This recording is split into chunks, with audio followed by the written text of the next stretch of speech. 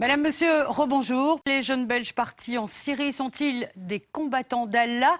Pourquoi ont-ils choisi de prendre les armes? Qui les recrute? Comment lutter contre cette radicalisation? Représenteront-ils un danger à leur retour? Et comment prévenir ce danger? Dans quelques secondes, nous entendrons le témoignage de Yasmine. C'est la maman de 2 d'entre eux.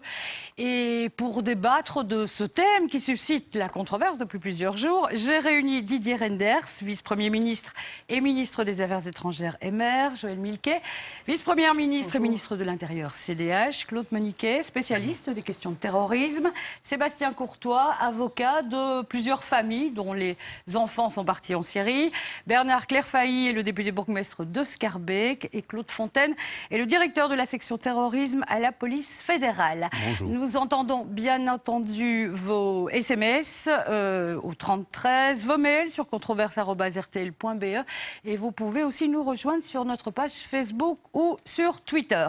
Alors je vous l'ai dit tout de suite, le témoignage exclusif de Yasmine. Elle préfère témoigner à visage caché. Bonjour Yasmine, deux de vos fils sont partis en Syrie. Dans quelles circonstances? Est-ce que vous savez qui les a recrutés? Absolument pas. Nous avons prévenu les autorités en tout début d'année, lorsque nous avons vécu le drame de l'aîné, et tout récemment, le départ du plus jeune. Et là, de nouveau, on n'a aucune idée de l'entourage, de la méthode ou quoi ou qu'est-ce. Mais moi, ce qui m'interpelle en tant que parent, c'est la manière dont le plus jeune a pu quitter le territoire sans être inquiété au niveau des douanes, sans qu'il y ait vérification d'autorisation parentale ou autre. Alors, le plus jeune, quel âge a-t-il? 22 ans. Ça, c'est l'aîné, hein, c'est celui qui est parti début de l'année, c'est ça. Mais le plus jeune de votre fils n'est pas majeur. Absolument pas, il a 16 ans et voilà. Et ça, je trouve cette situation nettement plus effrayante que ce qu'on essaye de nous faire croire, c'est-à-dire que ces jeunes sont partis pour ramener je ne sais quel terrorisme.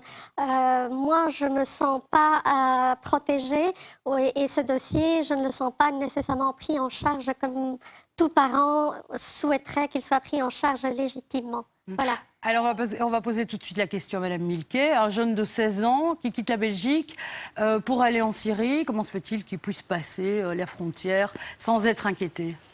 Mais je pense que je vois le cas dont il s'agit et qu'ils sont partis à 2 avec un autre, me semble-t-il, qui a 15 ans, dont j'ai vu la maman hier et avec lesquels j'étais en contact cette semaine parce que le papa a voulu partir aussi en Syrie. Et donc nous, on a renforcé et exigé qu'il y ait un renforcement des contrôles au niveau des frontières, puisque un mineur, normalement, doit avoir une autorisation parentale ou être accompagné par ses parents. Alors, il y a d'abord un screening qui est fait par les sociétés d'aviation au moment de la délivrance de la carte d'embarquement et il y a au niveau, évidemment, du contrôle. Alors, parfois... Mais là, le contrôle n'a pas eu lieu, visiblement. Non, donc, je ne sais pas comment ça s'est fait, mais ce n'est pas acceptable. Et donc, j'ai évidemment demandé, à partir du moment où on a eu connaissance de ce cas, qu'il y ait un renforcement majeur des contrôles au niveau de tous les aéroports, services de police, mais c'est surtout aussi des compagnies d'aviation, et que ça se fasse aussi pour les départs vers la Turquie. Mais il faut aussi être très vigilant par rapport à l'ensemble, parce qu'on ne part pas directement par la Turquie, on peut passer par la Grèce, etc. Et le problème, c'est qu'il y a aussi des jeunes de 15-16 ans. Moi, j'ai vu la photo que la maman m'a donnée hier de son fils de 15 ans, qui en paraît évidemment beaucoup plus. Et bon, mais ça n'est pas une excuse. En général, on demande la carte d'identité quand même. C'est évident. Donc on a demandé, exigé qu'il y ait une politique beaucoup plus stricte, notamment des compagnies aériennes qui, bon, parfois débordées, c'est les vacances de Pâques, etc., ne font pas leur travail. Et donc c'est inadmissible. Et donc on a renforcé, au-delà évidemment de toutes les autres mesures que nous avons prises dans la Task Force Syrie, qui se réunit toutes les semaines avec l'ensemble des services pour prendre en charge les différents cas. Mais comme vous le savez, la Turquie, c'est une destination, c'est la deuxième destination touristique de tous les Belges. On est pendant les vacances de Pâques. C'est un pays pour lequel nous n'avons pas de visa préalable et nous sommes en contact constant avec les autorités turques pour qu'ils assurent la traçabilité, l'échange d'informations et le renforcement des contrôles aux frontières, tant avec la Belgique, enfin la Belgique, l'Europe de manière globale, que avec la Syrie, puisque c'est une frontière qui est relativement facilement passables pour des ressortissants belges. Alors, selon les sources, il serait entre 80 et 200, ces jeunes Belges. Claude Fontaine, est-ce que la police a des chiffres plus précis? Et d'abord, la police ne travaille pas seule sur le dossier. La police travaille en partenariat avec les autres services compétents. D'abord, quand vous dites la police, c'est la police intégrée avec ses deux composantes, la police locale et la police fédérale. Et par rapport aux chiffres, on a une situation relativement stable en termes de chiffres et on est beaucoup plus près de la première valeur de votre fourchette que de la deuxième. Vous êtes au courant de tous les cas? Nous avons des informations à propos de certaines situations, mais qui serais-je pour dire qu'on peut prétendre avoir connaissance de toutes les situations? Alors parmi ces jeunes, il y a pas mal de convertis. Je l'ai dit, Sébastien Courtois, vous êtes l'avocat de plusieurs familles dont les enfants sont partis. Est-ce que c'est la religion, à votre avis, qui les motive ou est-ce qu'il y a d'autres raisons? Écoutez, madame, je vais répondre à votre question, mais je voudrais d'abord me faire le porte-parole. Vous avez dit que j'étais l'avocat d'une série de familles, mais je suis également l'avocat du cher Bassam Ayachi, que les gens autour de cette table connaissent bien, mais que les spectateurs ne connaissent peut-être pas. Qui a été mis en cause, il faut expliquer un petit peu qui est le cheikh Bassam. Entre autres, l'élucubration qu'on a pu lire dans la presse comme étant un dirigeant d'Al-Qaïda et comme étant la personne qui appelle et recrute directement ces jeunes pour aller combattre en Syrie. Alors, il m'a demandé en son nom et au nom de son fils, qui est un responsable d'un bataillon de plusieurs milliers d'hommes, des Faucons, des Tigres du Cham. Donc son fils qui combat en Syrie. Le cheikh Bassam est syrien, est un imam qui a une grande aura dans la communauté musulmane ici à Molenbeek. Il a donné une interview dans laquelle il dit aux jeunes de surtout ne pas se rendre en Syrie pour combattre. Quand ils sont mineurs, c'est une infraction au Coran, car il faut l'autorisation des parents. Et surtout, une fois qu'ils sont sur place, ça n'aide absolument pas les Syriens, qui doivent les protéger plus qu'autre chose, qui n'en ont pas besoin, qui les voient parfois comme des espions et qui n'ont pas besoin de chair à canon et qui ne sont pas servis par la mort éventuelle de ces jeunes et par la détresse des parents. Envoyer des dons et des médicaments. Pour votre question au niveau de la religion, non, ça n'est pas la religion qui les motive, c'est simplement les images qu'on a vues à la télévision qui leur soulèvent le cœur. Et puis, je dois dire, la responsabilité... Enfin, ces images, tout le monde les a vues en même temps. Hein. Bon, donc, il y en a 80 qui partent. Donc, ils doivent avoir quand même une motivation un peu différente de tout un chacun. Oui, on est plus près de 200 ou 300 que de 80. Mais enfin, je ne suis pas là pour polémiquer. J'imagine que les autorités doivent minimiser l'importance du phénomène. En étant directement responsable du phénomène, car c'est depuis que la Sûreté de l'État a estimé nécessaire d'aller déballer dans la presse que ce phénomène existait de façon marginale, qu'il y a eu débat dans la... Ce n'est pas la Sûreté de l'État. Qu'il y a eu débat dans la presse. Ce n'est pas la Sûreté de l'État, c'est une juge d'Eurojust et je trouve que ces propos étaient très dommageables aussi. Eh bien, je suis parce que c'était des informations confidentielles mais qui ne venaient pas de la Sûreté de l'État. Mais c'est vrai qu'il y a une médiatisation à partir du moment où des informations qui étaient détenues de manière confidentielle par les services depuis de nombreux mois qui suivaient les cas ont été donnés dans la presse. Et donc ça veut dire qu'il ne faut pas en parler? Non, ce n'est pas ça. Mais c'est qu'il y a des dossiers qui doivent être traités au niveau judiciaire de manière secrète. Et il y a des contacts qui doivent être faits et pris, mais qu'on ne doit pas nécessairement médiatiser parce que ça peut attirer et renforcer l'attractivité du phénomène. Il faut croire que les journalistes ont été pris d'ivresse générale ce jour-là parce que dans tous les journaux, il est indiqué que les informations venaient de la Sûreté de l'État. Et depuis lors, je peux vous le dire, étant donné que je suis l'avocat d'un grand nombre de familles, on a triplé le phénomène. Donc il y a là un problème, et je dirais un dernier mot parce que je ne vais pas monopoliser.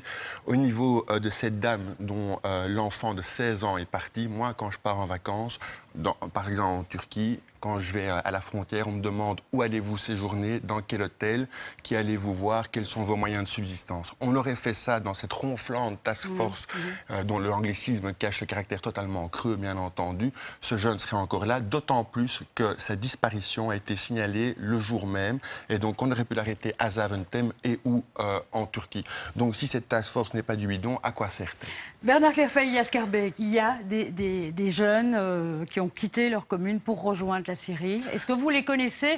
Quel est le profil de ces jeunes gens? Mais je ne les connais pas, puisqu'évidemment ils ne s'adressent pas au bourgmestre pour dire qu'ils s'en vont. Ils partent calmement, sans dire à personne. Mais nous avons des informations comme quoi il y aurait quelques cas sur Scarbeck, ce qui est d'ailleurs relativement peu par rapport à la taille de la communauté musulmane. C'est relativement une bonne nouvelle, même si c'est angoissant pour les familles en question. Maintenant, je m'inquiète d'apprendre, comme vous l'avez fait tout à l'heure, que des mineurs aient pu passer la douane, prendre l'avion. Il faut prendre des sanctions, non seulement prendre des mesures, mais prendre des sanctions à l'égard de la compagnie qui n'a pas assuré les règles de sécurité normales, parce que ces enfants ont disparu et les familles sont inquiètes. Mais je suis un peu inquiet quand même du discours et un peu de l'ambiguïté ici de M. Courtois, qui parle du chèque Bassem. Ambiguïté en disant à la fois son fils est un combattant dirigeant, et donc il fait un peu l'exaltation de ce combat, et en même temps en disant aux jeunes de ne pas y aller. C'est un peu ambigu comme discours, et je trouve inquiétant. Les imams ont réagi effectivement en disant que le Coran n'imposait nullement d'aller se battre. Alors je trouve inquiétant qu'il ait indiqué que c'est une infraction, que des mineurs aillent se battre, une infraction au Coran. J'aurais aimé qu'il ait dit que c'est une infraction à la loi belge. Bien sûr. Ça, c'est important de le rappeler quand même. Et je souhaiterais pour ma part que les autorités morales, religieuses, musulmanes partagent tout ce discours et disent toutes qu'il n'est pas souhaitable que des jeunes aillent combattre en Syrie, que c'est dangereux pour leur propre sécurité et que ça risque de rien apporter à la cause qu'ils souhaitent défendre. Et donc j'aimerais bien que non seulement les autorités politiques, les autorités administratives, mais également que la communauté musulmane s'engage à nos côtés pour dire que ce n'est pas une voie raisonnable. Alors Yasmine souhaite intervenir, je pense. Yasmine, est-ce que vous savez, vous, ce qui a conduit vos fils à se radicaliser ? Absolument pas. Et ce que je voudrais ajouter dans le cadre de ce débat, c'est qu'il faut éviter de mettre les familles qui sont victimes de cette situation dans une forme de package radicaliste ou autre.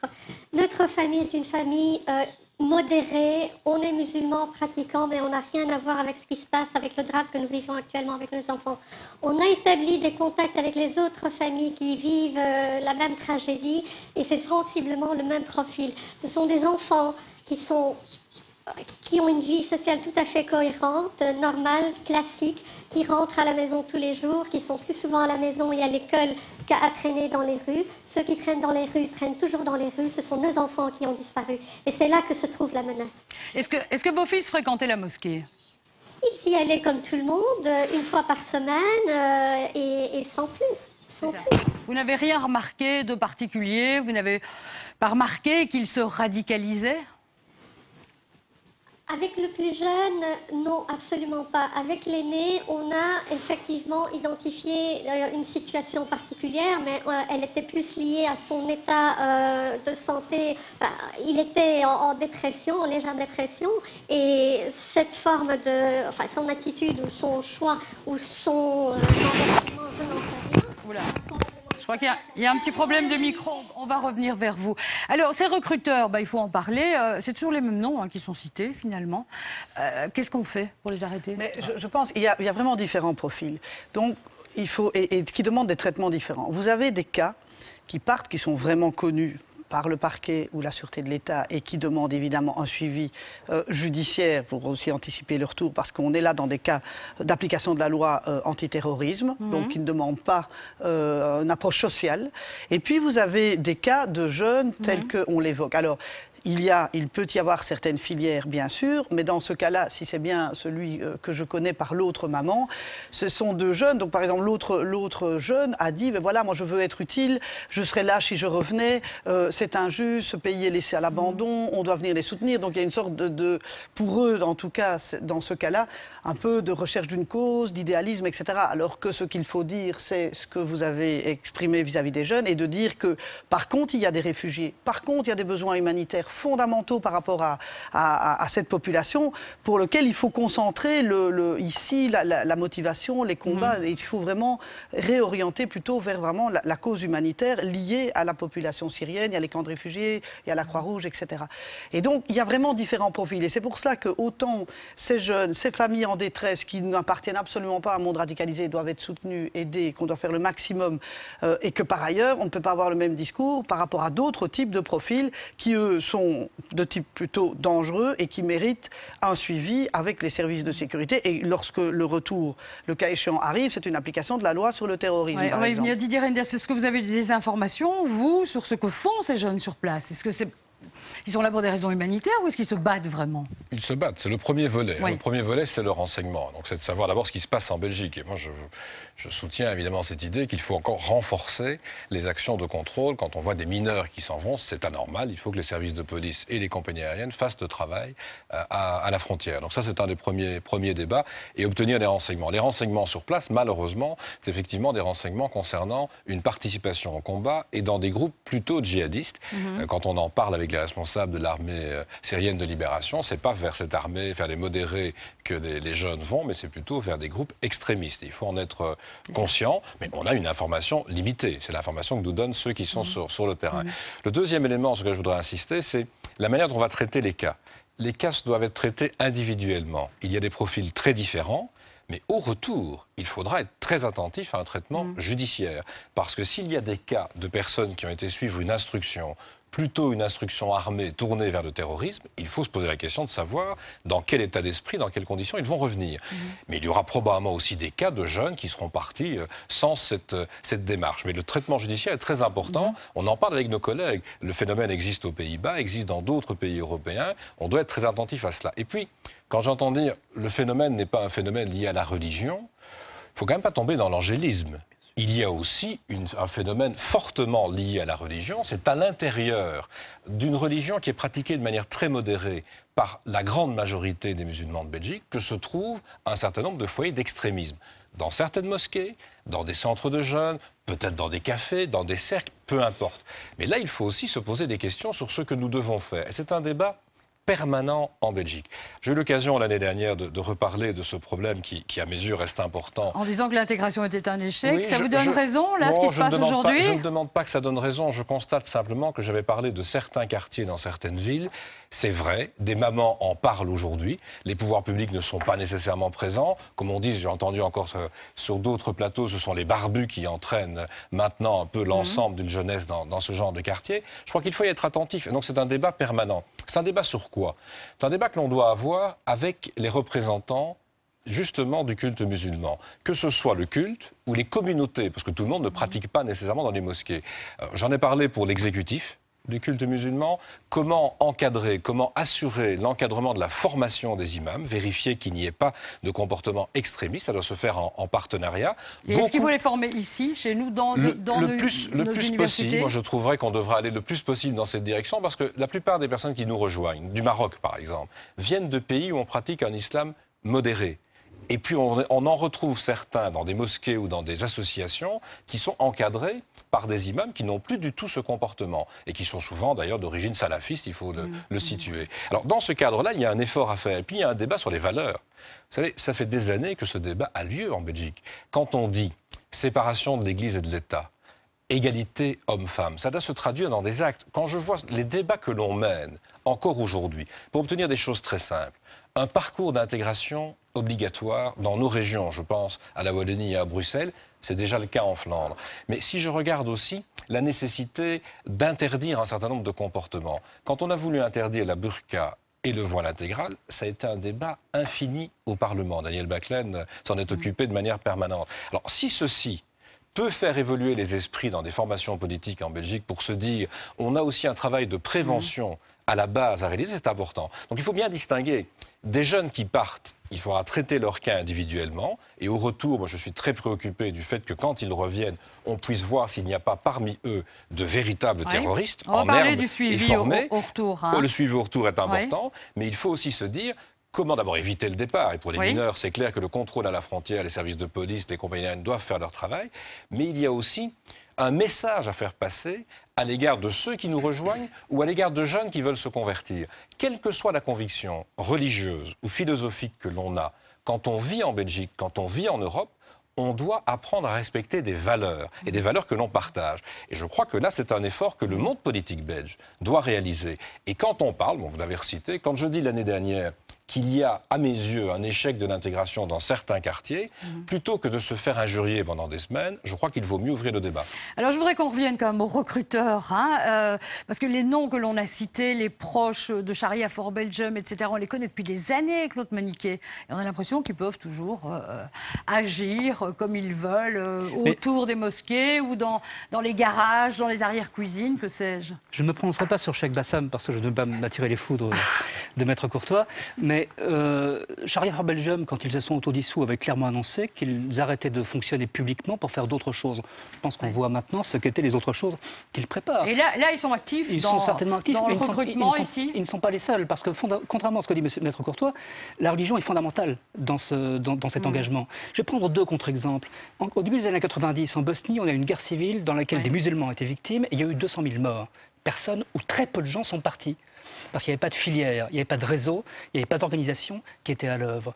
Au Soudan, beaucoup plus récemment, on a une minorité chrétienne qui a été taillée en pièces par des islamistes dans le Sud-Soudan. Qui est parti? Et pourtant, on a beaucoup de chrétiens orientaux en Europe. Personne n'est parti. Donc ça veut dire qu'ici, il y a de véritables réseaux en œuvre pour recruter et pour... À part quelques personnes, quelques personnes qui peuvent partir de manière individuelle, je veux bien l'accepter, il est clair qu'il y a des réseaux. On ne part pas s'engager dans un groupe extrémiste, islamiste en Syrie, comme on part faire du camping à la mer du Nord. Comment se fait-il que ces réseaux, on ne puisse pas les arrêter? C'est à vous que je m'adresse, Claude Fontaine. On les connaît, alors on ne peut pas les empêcher d'agir?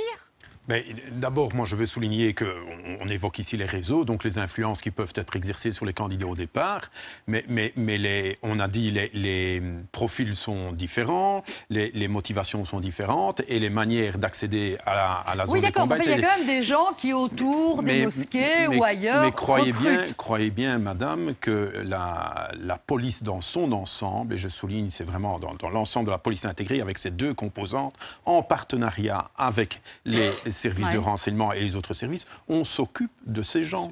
On s'occupe de ces gens. Non, il y a des policiers de terrain qui m'ont dit... Le parquet fédéral a une charge de travail très considérable en ce qui concerne les gens qui peuvent exercer une influence ou qui peuvent se livrer à des infractions dans le cadre de cette mobilisation. Et c'est pour ça que je m'inscris en faux. De renseignement n'était pas suffisant. Mais je pense que nous sommes dans un débat, donc on conserve bien sûr le droit de s'exprimer. C'est pour ça que je ne rejoins absolument pas Maître Courtois dans l'analyse qu'il fait de l'efficacité de cette task force Syrie. Pour y participer moi-même, je peux témoigner de son efficacité en termes d'échange d'informations, de partage d'expériences et l'échange d'informations. Dieu sait, Claude Moniquet l'a soulevé, Dieu sait si c'est important dans cette matière qui est une matière complexe parce que très diversifiée. Très concrètement, est-ce qu'il y a suffisamment de policiers qui parlent arabe, par exemple, pour contrôler ce qui se dit dans les mosquées, ce qu'il y a sur Internet, parce qu'il y a quand même un recrutement qui passe par là. Les policiers qui font du contrôle, on a des répartitions des compétences, et donc c'est plutôt de la mission de la sûreté de l'État qui s'en occupe, avec les moyens dont il dispose pour le moment. On aura bien dit que c'était prioritaire.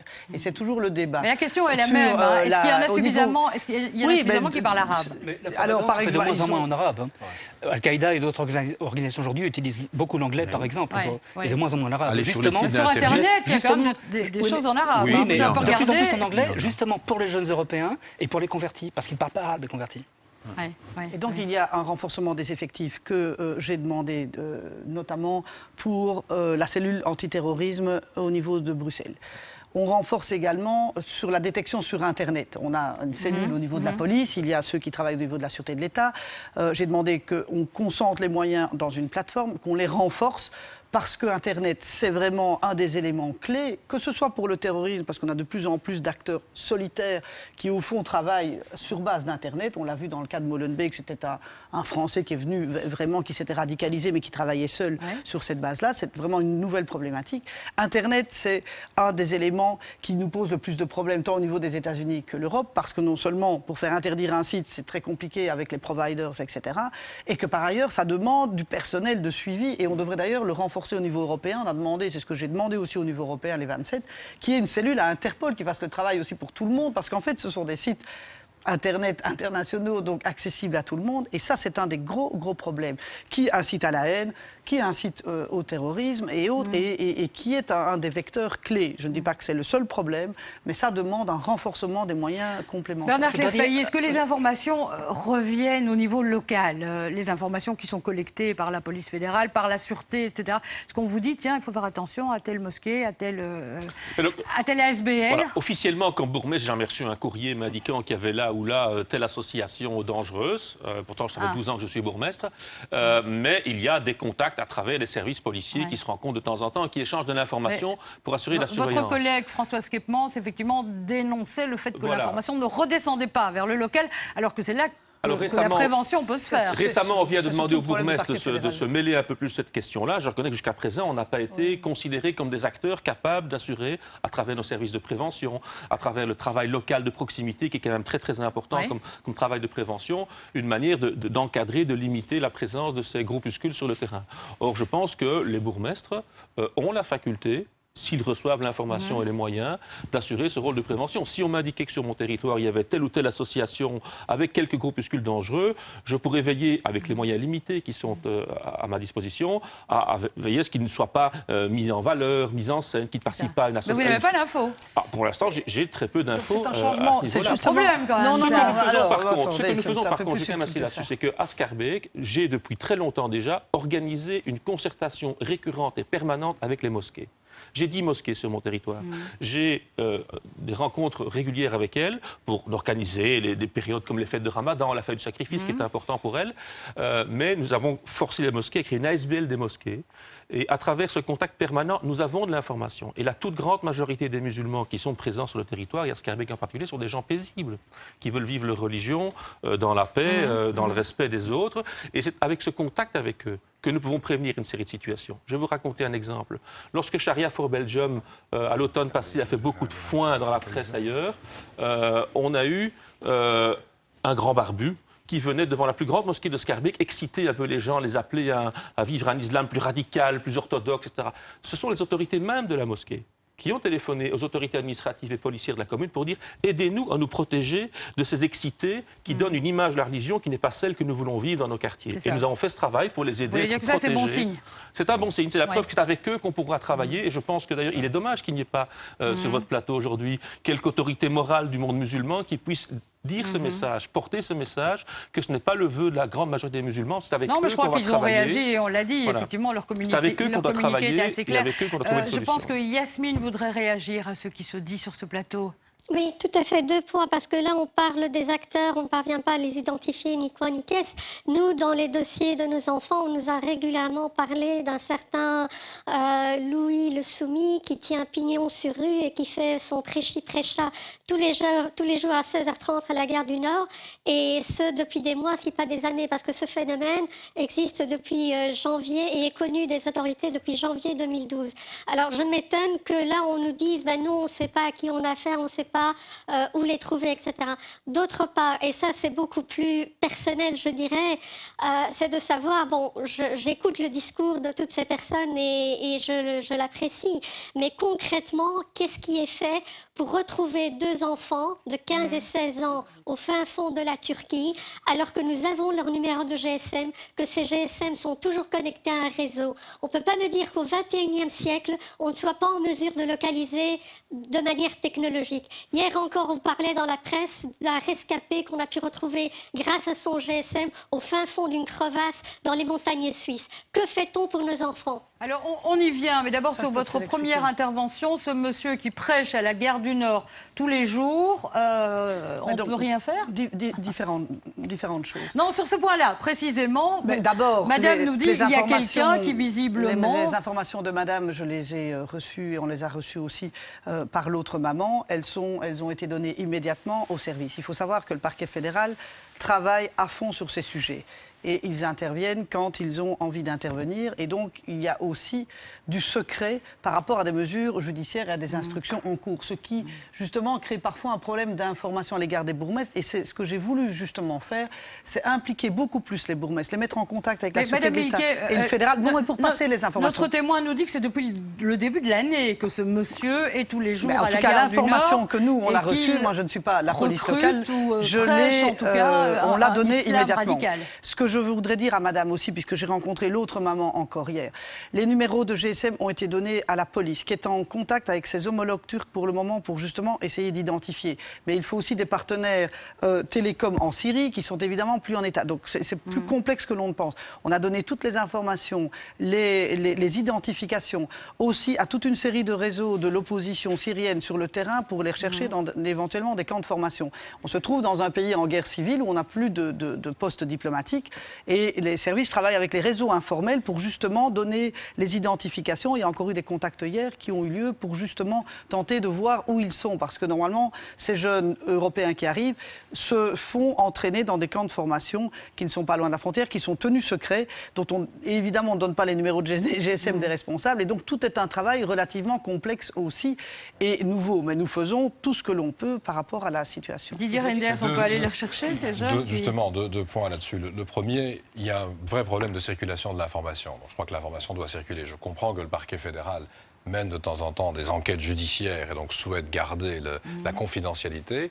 Mais il y a un certain nombre d'informations qui doivent circuler vers les polices locales, quand on parle de quelqu'un à l'égard du Nord, vers aussi les services d'affaires étrangères. Nous avons des ambassades dans tous les pays autour et qui sont en contact. J'étais sur place. Et vous voulez dire quoi, que la task force est peut-être un peu trop théorique par rapport à... Elle est très opérationnelle, c'est des cas concrets. Non, je peux parler de ma participation à la task force. Nous avions des représentants des polices locales qui étaient présents. Et 10 fois au cours de la réunion, excusez-moi Monsieur le Ministre, mais 10 fois au cours de la réunion, on a invité les chefs de corps de police locale qui étaient présents sur place de relayer l'information importante. Mais évidemment, toutes les forces de police locale ne sont pas représentées. Nous avions convié pour la circonstance les corps de police locale qui étaient concernés par des situations. Je vous en prie, Monsieur le Ministre. Je ne mets pas en cause votre travail au jour le jour, simplement quand on parle du travail avec des pays voisins de la Syrie et les forces de la coalition sur place. Je les ai rencontrés à de très nombreuses reprises depuis plus d'1 an. Mais nous ne recevons pas pour l'instant, et je peux le comprendre, des services de renseignement, les listes.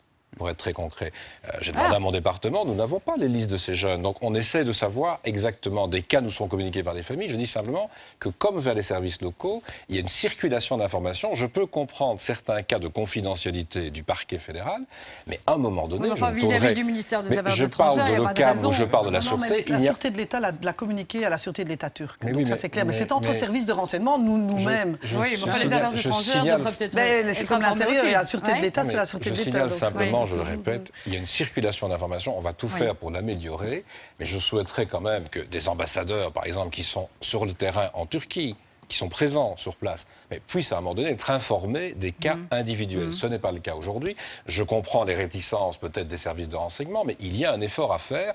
Communiquer avec les collègues turcs, mais ne pas communiquer avec le ministère des étrangères belge, c'est un peu particulier. Deuxième élément, sur place, que peut-on faire? Mais justement, depuis maintenant le début de 2012, donc ça commence à remonter, nous organisons des réunions régulières avec la coalition syrienne. Cette coalition, elle est surtout en dehors de la Syrie. Il y a alors l'armée syrienne de libération. On a encore reçu récemment à Bruxelles le général Idriss. Qu'est-ce que l'on essaye de faire avec eux? C'est de localiser un certain nombre de Belges ou d'Européens, parce que ça se fait avec des collègues européens, sur le territoire. Mais il ne faut pas se tromper. Il y a de jeunes adultes belges ou européens qui sont là, qui ne veulent pas revenir. Donc je comprends la réaction des parents. Et on ne peut pas les forcer à revenir. D'abord, on ne pourrait pas les forcer, et puis nous n'allons pas, je vous le confirme, envoyer l'armée pour aller les rechercher. Et donc, c'est un premier problème. Le deuxième problème, lorsqu'il s'agit de mineurs, quand madame dit en Turquie, s'ils sont sur le territoire turc, on va les localiser. On va y arriver à les localiser. Ce que je crains, c'est qu'ils soient aussi de l'autre côté de la frontière, bien entendu.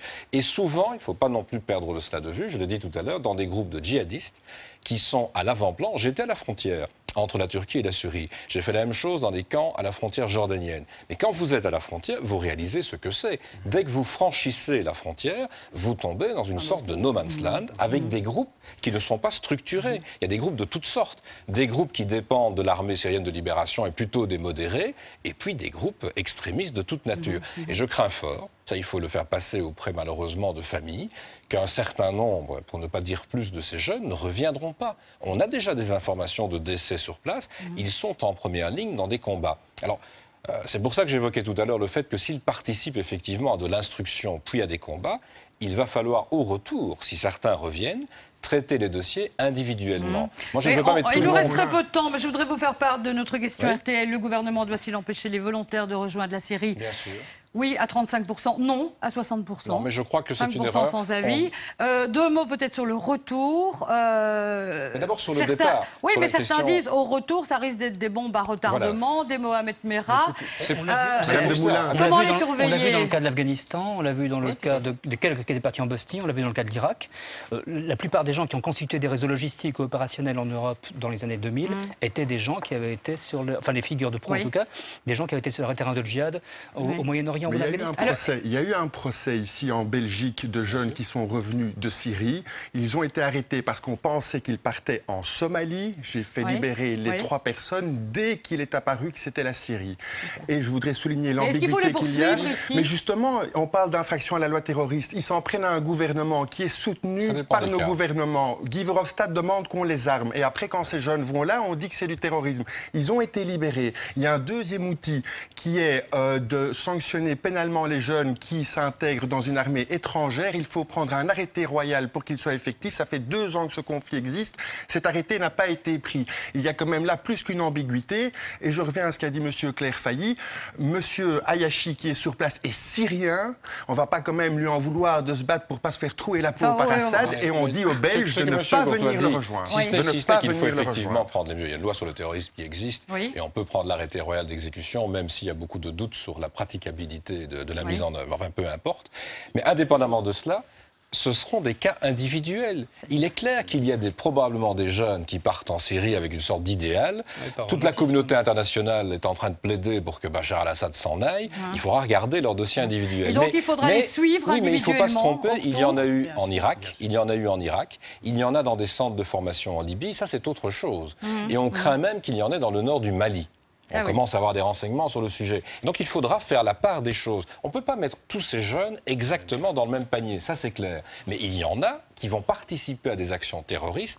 Quand ils vont revenir, il est évident qu'il faudra d'abord protéger la société belge comme la société européenne contre eux. Et donc voir dans quelle mesure on doit les traiter pénalement. Mais il y aura certainement des cas très différenciés. Il faudra que l'information circule pour les surveiller. C'est important pour les familles parce qu'il faut que l'information circule et qu'au retour, les dossiers judiciaires soient effectivement enclenchés. Et si certains sont acquittés parce qu'effectivement ils n'ont pas participé à des opérations terroristes, ce sera le choix de la justice, mais il faudra protéger la société belge.